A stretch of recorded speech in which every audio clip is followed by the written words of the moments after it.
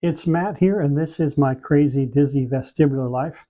And today I want to just follow up with my previous video where I talked about spending time at the Walt Disney World parks here in Central Florida.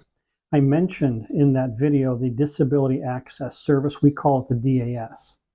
And the DAS is a special service to certain types of disabled people who cannot wait in long queue lines. And so I apply for my DAS on a regular basis. I'm an annual pass holder, and so I need to renew that. I believe it's every 180 days, although they changed the time recently, and that may not be correct. But the Disability Access Service allows me to go to any attraction, or even using my phone, and reserve a return time. And when I come back to that attraction or visit that attraction, I then don't get put in the regular standby line. I get put through the lightning lane line. Now, the Disability Access Service has been around for years. We never used to use it when we had the Fast Pass system, because I could get around the long lines by going with Fast Passes. But when they got rid of Fast Passes after COVID, now I'm stuck because I cannot wait in a standby line surrounded by a bunch of people and a lot of noise for an hour. I just can't do it. It'll throw me into a dizzy spell. And if I have a vertigo attack, it could take days for me to recover. So I have to do everything I can to avoid those vertigo attacks.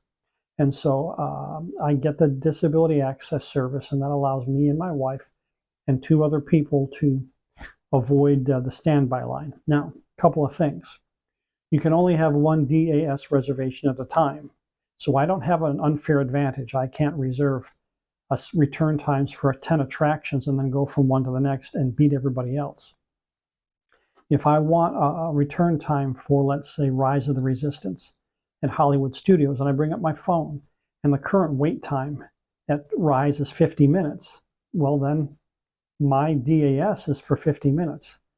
I select the DAS, I reserve it, and then I have to go wait someplace else until that time. And I do. My wife and I spend a lot of time sitting on benches watching folks, or sitting in cafes waiting for the DAS. And I don't mind doing that because I simply cannot get in the line.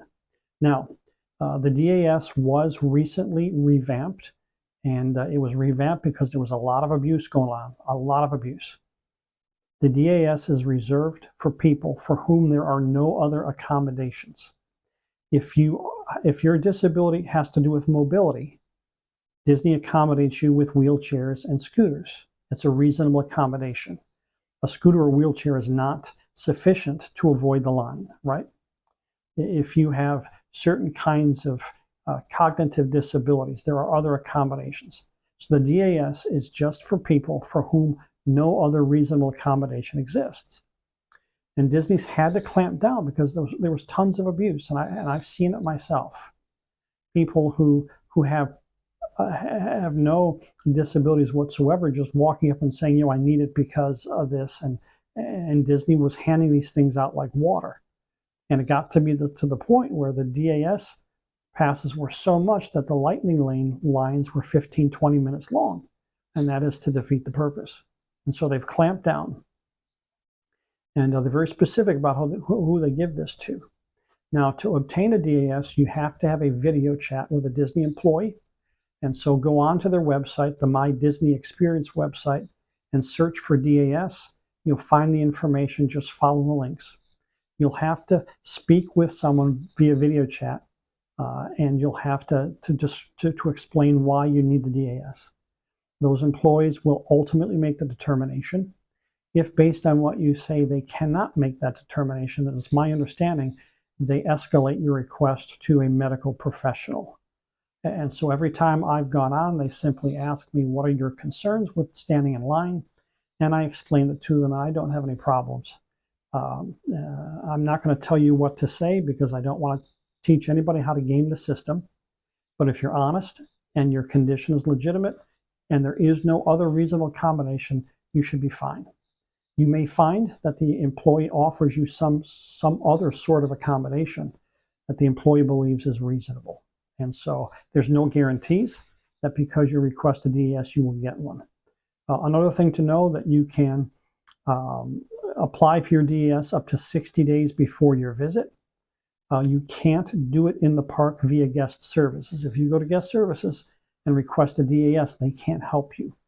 All they can do is help you get online to have the video chat, but you're still going to have to wait in the queue. And that can be an hour and a half, 2-3 hours, depending on when you try it.